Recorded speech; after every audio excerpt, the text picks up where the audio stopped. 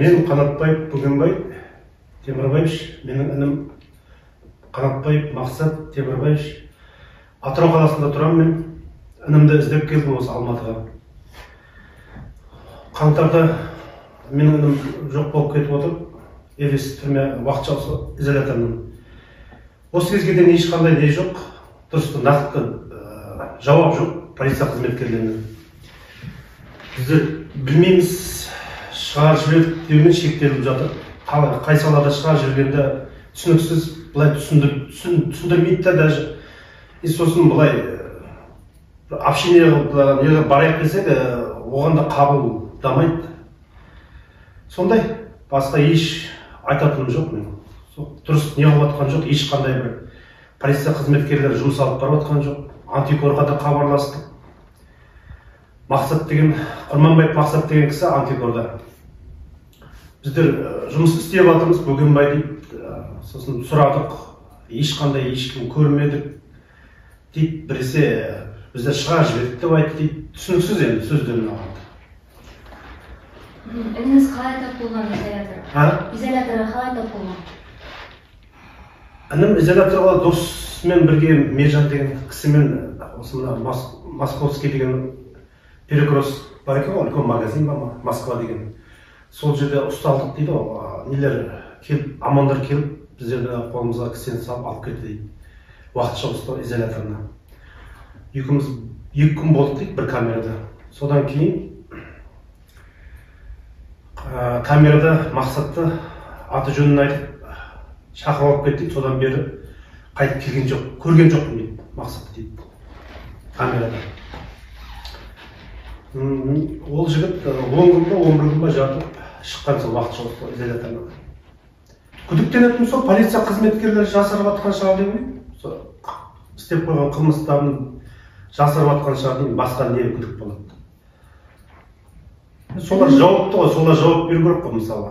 Сол несінде жоқ қылып отыр ма, солар жауап беру керек. Ініңізді жасырып отыр деп ойлайсыз ба? Енді жасырып отыр, иә, конечно. Солай ойлайды ғой. Қандай адам болса да сөйтіп солай ойлайды. Мысалы, жасырып отыр деп ойлайды. Мен осы Қарақалпақстаннан Тағаташ районынан осы інімді Қанатбаев Мақсат Темірбаевичті іздеп келіп отырмын. Осы әпкесі Қанатбаева Маржан Темірбаевна боламын.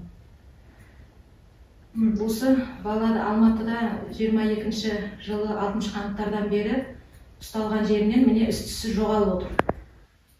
Себебі енді абақтыға кірген ізі болып шыққан ізі жоқ болып тұр ғой. Бізде сұраққа жауап толық ала алмай жатырмыз. Соның үшін қайта және іздеп келіп отырмын. Сол Қарақалпақстан қаласында. Өзбекстанның азаматы осы шақта Алтынордада жұмыс жасап жүрген жерінен міне дос жарасымен осы жаңа Московская улицада осы Аманның жігіттері келіп алып кеткен ғой міне абақтыға. Осы 22-ші жылдан бері осы 6-шы қаңтардан ұсталғаннан біздерге ешқандай дәлел не жоқ, баланың бар жоғы білмейді. Сұраққа жауап ала алмай жатырмыз. Қайда кеткен? Іздеуменен жүрміз осы. Алматыда осы 1,5 жыл, 2 жылдан бері жұмыс жасап жүрген бала ғой. Осы тапқан тұтқаны үйге жіберіп тұрған, өте жұмсап отырған біз. Енді бұрыннан келіп жүрген бала негізі, кетіп Алтынордада, сол Ташкайда жұмыс жасап жүрген бала. Осы не бармаған жеріміз қалмады, баспаған тауымыз қалмады, іздеп жүрміз, елі де іздейміз. Қайтеміз, жауапсыз қалып жатыр бала. Біздер үшін кім кінәлі? Бұл жерде енді полициялардың қолына түскеннен кейін дәлел бермей жатыр ғой біздерге. Дәлелін берсе екен, сол қанағаттандырмай жатыр бізге. Қарақалпақстан Респрокуратурасына барып хабарландым. Осы Қазақстан Респрокуратурасына қатпа ретінде жазу письменге жібердім. Осы Өзбекстан посольствосы осы Алматы қаласында жайғасқан жеріне барып хабарластық. Кеше барғанда хабарласқан кезде уже іске кірісті деді. Мақсат Құрманбаев деген кісі уже сіздің ініңіздің делосымен іске кірісті деді. Өзінен сұрасам, антикорда Мақсат Құрманбаев деген кісіден сұрасам, ол айтады, мен әлі маған делос келген жоқ Бөгенбай дейді. Мен әлі кіріскен жоқпын дейді. Түсініксіз енді, бұлар түсініксіз болып жатыр да, бұлар былай да сөйлейді адамды жауапты не олар, жауапкершілікті не ол? Сөйлеу керек қой, жауапты сөйлеу керек. Бүгін сізді біз не үшін шақырдық? жалпы журналист халықаралық ақпарат құралдарында. Себебі осы 1,5-2 жылдың ішінде бұл іс бойынша біз мына кісілерге құқықтық көмек көрсетіп отырмыз. Жоғалып кеткен мақсатты іздеу үшін, яғни оны іздеуге салуға және сәйкесті қылмыстық істі аяғына дейін жеткізуге. Қазіргі уақытта құзырлы органдар, яғни полиция болсын, прокуратура, сот, антикор ішінде бар. Ешбір керекті деңгейде ешқандай тергеу өткізіліп жатқан жоқ. Яғни бүкіл мына органдардың әрекеттері тиімсіз, орысша айтқанда неэффективный. Бұл жерде біз жаңа бүгін сізді шақырған себебіміз осыны 1,5 жылдан астам уақытта өткеннен кейін қазіргі уақытта бізде мына ұлттық деңгейде құзырлы органдарға ешқандай сенетін жағдайымыз жоқ, сенбейміз. Және де қазіргі уақытта Біріккен ұлттар ұйымы жанындағы адам құқықтарын қорғайтын ұйымдарға шағымдануға тікелей дәлел жинақталғанын мәлімдеуге шақырдық сізді.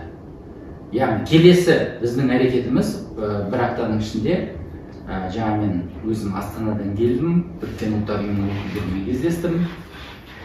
Келесі аптаның ішінде осындай не бар? Арнайы баяндаушы, специальный докладчик дейді орысша, по внесудебным казням.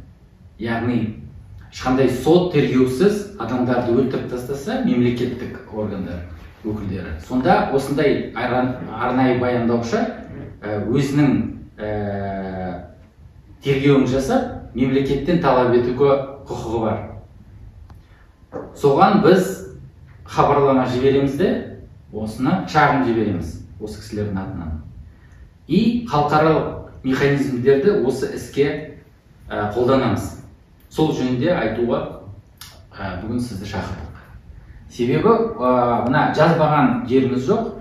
Басында іс қаңтардың аяғында Бөкенбайдың арызы бойынша қозғалып еді, 99 бап бойынша, яғни кісі өлтіру жөнінде.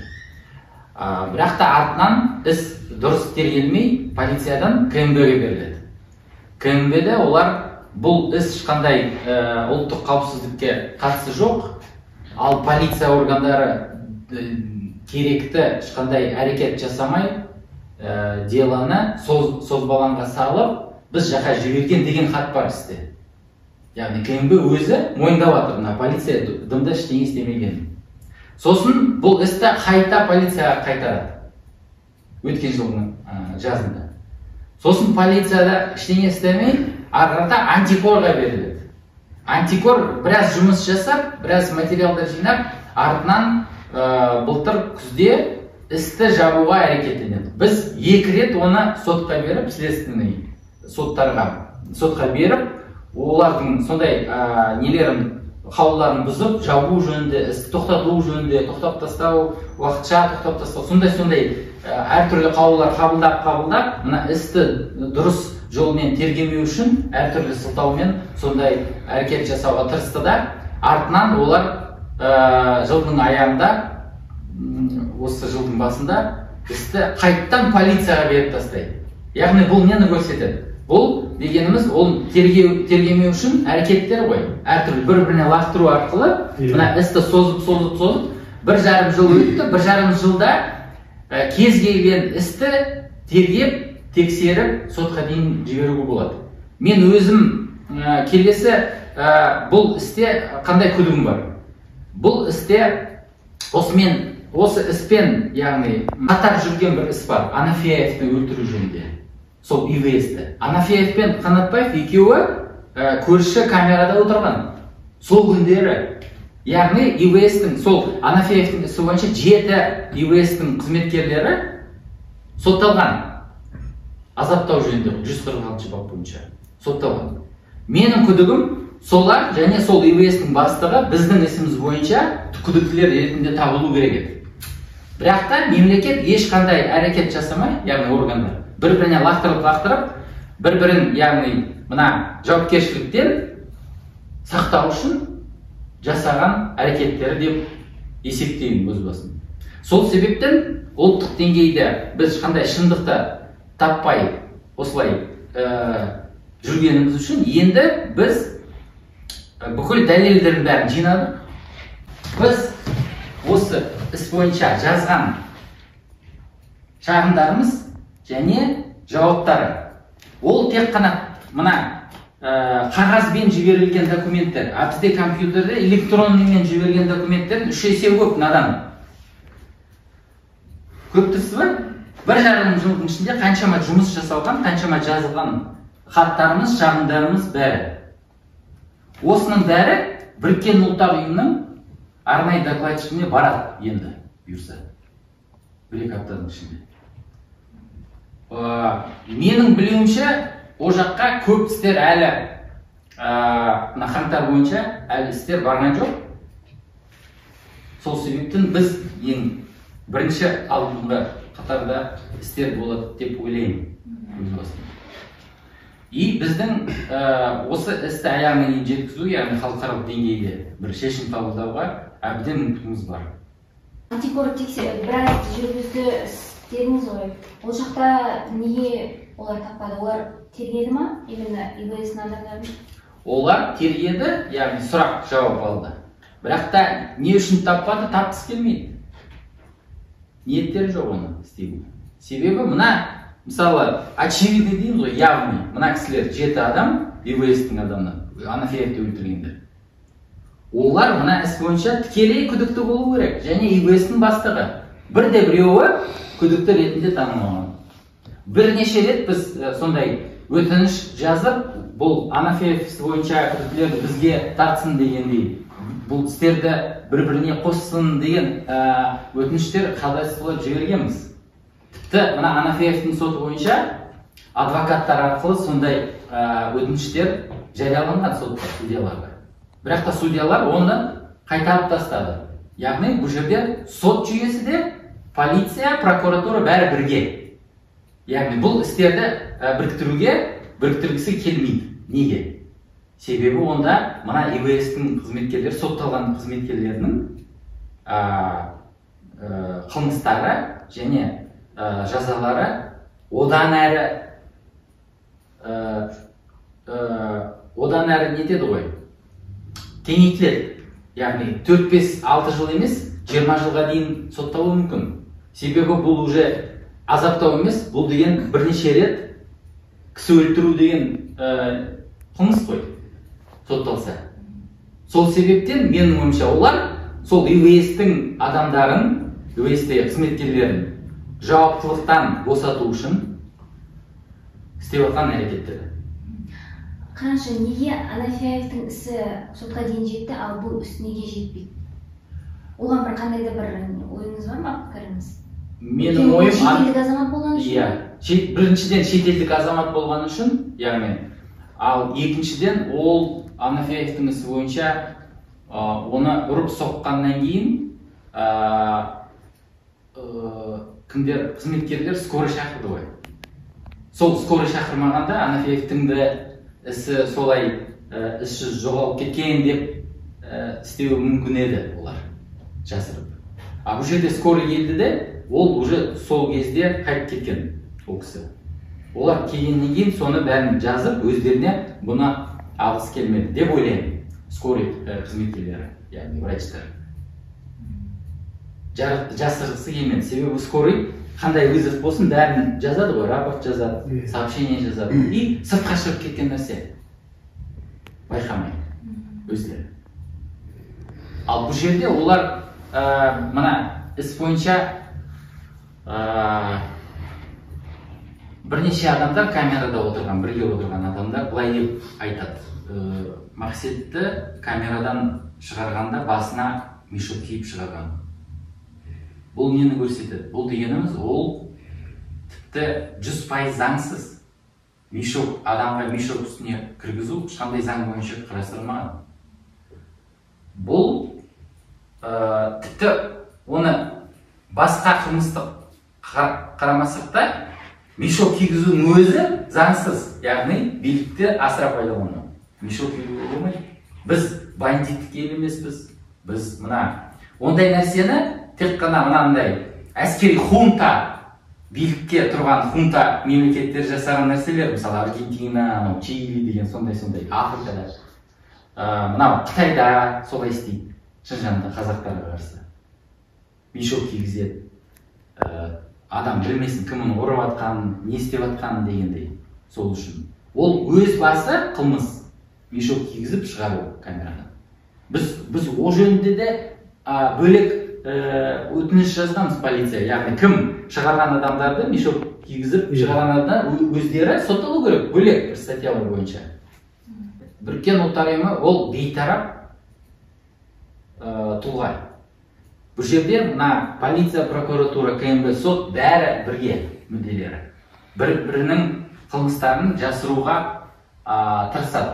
Ал ол жерде Біріккен ұлттар ұйымынан тәуелсіз, яғни бейтарапты тұлға осыны талап етіп мемлекеттен тергесін деп талап етсе, ондай істер артынан тергеліп, тиісті кісілер жазаға тартылу мүмкіндігі әлдеқайда жоғары деп ойлаймын. Ол практикада да бар. Тәжірибеде. Елдің істері, яғни құрбандардың істері әлі де жеткен жоқ.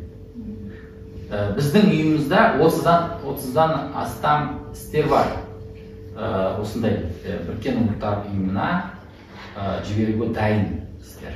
Жалпы осы уақытқа дейін. Яғни тергелмеген, тиісті ешқандай әрекеттер жасалмаған істер. Оның бәрі қаңтарға қатысты ма? Қаңтарға қатысты. Өте көп ондай істер. Осы жылдың аяғына дейін, келесі жылы солар істердің бәрі Біріккен ұлттар ұйымына барады деп ойлаймын. Себебі бұл жерде билік бірдеме істейтін ешқандай ниеттер жоқ. Олар мына Москва деген сауда үйінің жанында, Алматыда, Абайдың жолының бойында, Абай қасбекінің бойында, жаппай мына ОМОН спецназдар сол жақта көп адамдар ұстаған, себепсіз көп адамдар. Соларды ұстағанда ЕУС-ке апарған. Сосын көбі босатылған. Себебі заңсыз ұсталып, заңсыз қамалған. Жалпы қаңтарда хабарлаған, біздің білуімізше 10 мың адамдай ұсталған. Сол кезде ма? Сол кезде. Ол кезде антитеррористік не басталды ма? Тазарту? Ол кезде, сол кезде мынандай 20 мың террорист деген хабар шықты ғой. Яғни шабуыл жасады деген, шетелден келіп, анауның сондай әңгімелер. Сол полиция, сол 20 мыңды табам деп 10 мың адам ұсталған. Сол кезде. Бірақ та бұл қалай тоқтады? Анау Қырғызстанның музыканты бар ғой, Ризатын деген. Соның интервьюсы хабарға шығып, оны бұзаққа, яғни беспорядки жасаған кісі күдікті ретінде көрсетті ғой, соны азаптап ұрып соғып. Ал бірақ та оны жерлестері танып, яғни ешқандай террорист емес, бандит емес, қарапайым музыкант, өзінің күнін көріп жүрген адам деп танып, айғай-шу шығып, скандал шығып, олар сол ұсталған адамдардың бәрін босатуға мәжбүр болды полиция. Бірақ та ол сондай скандальный интервью шықпағанда, кім біледі, 20 мың адамды ұстап қалуы мүмкін деді біздің полициямыз. Солардың бәрін террористер. Антикорда Құрманбаев следовательдің аузынан бір сөз естіп қалдым мен. Сіздің ініңіз әлсіз болады екен ғой деді. Әлсіз екен ғой сіздің ініңіз дегенде не себеппен айтып отырсыз ол сөзді дедім. Артынан жауап бере салған жоқ. Сіздің ініңіз әлсіз екен ғой деді ма, бірдеңе деп айтты. Естідім солай деп. Түсінбеймін, ол адам деген айтқаннан кейін жауап толықтай айту керек қой айтқаннан кейін. Артынан солай айта салды да маған. Значит, онда тергеу алып барған кезде ұрған болып тұр ғой енді. Амангелді деген адвокатта ол Ген прокуратураға Астанаға да жаздым деді, бірақ нақты несі жоқ, ешқандай жауап жоқ. Ол кісінің мен сұрадым, ешқандай жауап келген жоқ деді ол кісі. Сосын ағамыз да Ген прокуратураға жібердік дедіңіз ғой да? Ешқандай не жоқ дейді, ответ жоқ. түсініксіз ғой бұл. Қалай енді? Әркім өз обязанностьын біліп жауап беру керек қой енді. Заңға сай емес қой енді бұлардың бәрі. Қыл неғып жатқандар, жауап бермей жатқандары. Ол тергеу кезіндегі салғырттық және сіздердің талаптарыңыз түсінікті. Жалпы бауырларыңыз қалай жоғалып кетті, неге іздерексіз кетті дегенге өздеріңіздің нұсқаларыңыз бар ма? Қалай күдіктенесіздер? Қалай жоғалып кеткенде күдігіміз сол. Енді күдігіміз біздің сол жаңа полицияға кірген несі абақтыға ізі болып нені шыққан ізі жоқ, дәлел болмай тұрды. Содан біз енді күдіктенеміз. Сұраққа жауап толық ала алмай жатырмыз. Қайда регистратура несі болмай ма кірді шықты мысалға. Сол талабыз енді сол күдігіміз полициялардан көреміз. Негізі ауыр сұрақ мен қойғым кеп тұрғаны. Жалпы тірі деп үміттенесіздер ғой, демек. Үміттенеміз, тірі деп үміттенеміз. Себебі өлген дәлел болмай жатыр ғой бұл жерде. Болу керек қой, жетіскен заманда қалай өлді деп қоя береміз оны. Күдігіміз ешқандай өлді демейді. Дұрыс жауап беру керек қой, полиция қызметкерлері шақыру керек біздермен сұхбат алып бара сөйлесу керек. Ешқандай еш не жоқ. Түсінбеймін мен, қалай бұл? Еще полиция деген нелері бар, аты бар мысалы. Халыққа қызмет ететін орындар бар емес пе енді? Мінезі жуас жігіт, ешқандай бір несі жоқ. Ешкімге жамандығы жоқ. Жуас жігіт қой, өздеріміз де білеміз, былайша көршілеріміз де біледі ауылда. Сондай жуас жігіт еді ол. Нені мақсат тұтып, қандай армандары бар еді? Армандары жаңа үйленемін деп жүрді. Үй аламын, үйленемін деп. Сол арман. Осында орнығам деп ойлап жүреді ғой, иә? Ол жақтан ақша тауып үйленемін деп жүреді ғой. Өзің айта ғой. Мақсатымыз, ініміз өзі момын бала болған. Ол балдардың ішінде ондай тентекшілігі жоқ. Өзімен өзі көп сөйлемейді. Жуас жігіт болған. Еңбекқор демек, иә? Еңбекқорлығы бар, иә. Еңбекқорлығы ауылда сағашқы жұмыспенен бойынша жұмыс істеді. Осында дос-жоралары, класстастары болғаннан кейін осыда жүрген Алтын Ордада жұмыс жасады. Момын бала болған.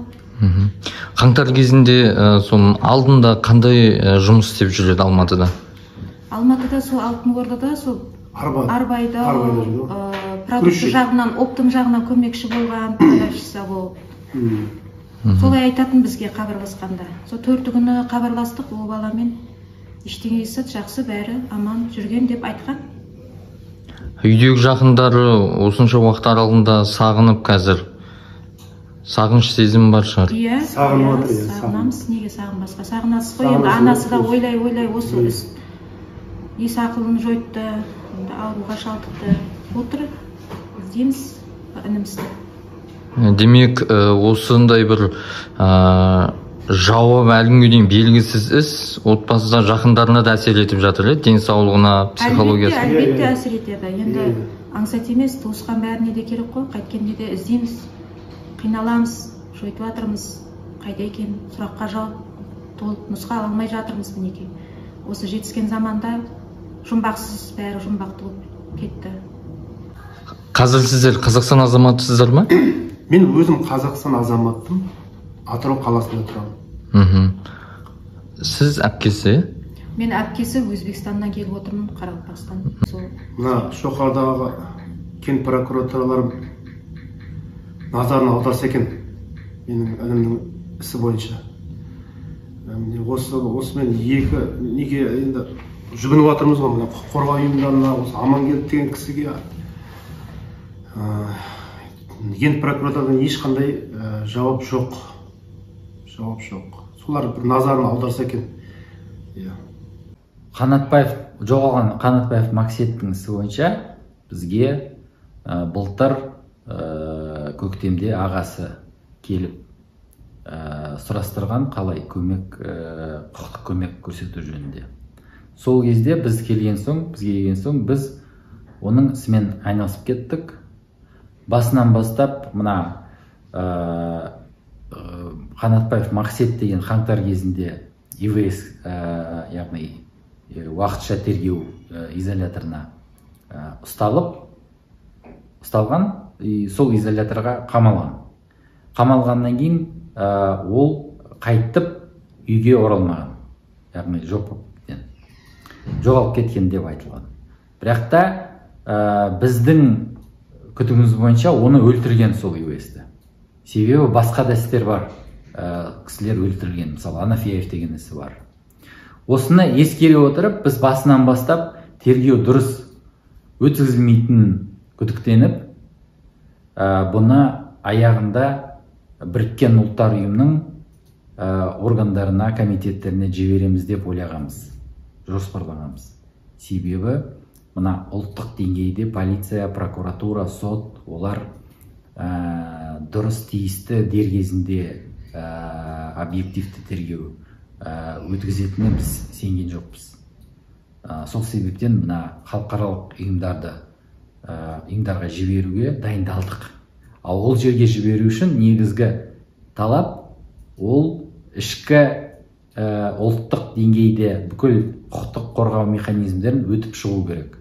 Яғни полиция болса полицияға беру керек, полиция мысалы жұмыс атқармаса сотқа беру керек дегендей. Біз осы іс бойынша бірнеше рет істі қысқартамыз, тоқтатамыз деген әртүрлі шешім қаулыларды қабылдағаннан кейін мына қылмыстық следственный сотқа шағымданып, бірнеше рет бұзып, қайттан тергеуге жіберткізіп, бірнеше рет жасағанбыз. Бірақ та қазіргі уақыттың ішінде тергеу органдары мынандай бюрократиялық футбол жасап жатыр. Яғни полиция істі қозғады былтыр, сосын олар дұрыс тергемей КМБ-ге жібереді.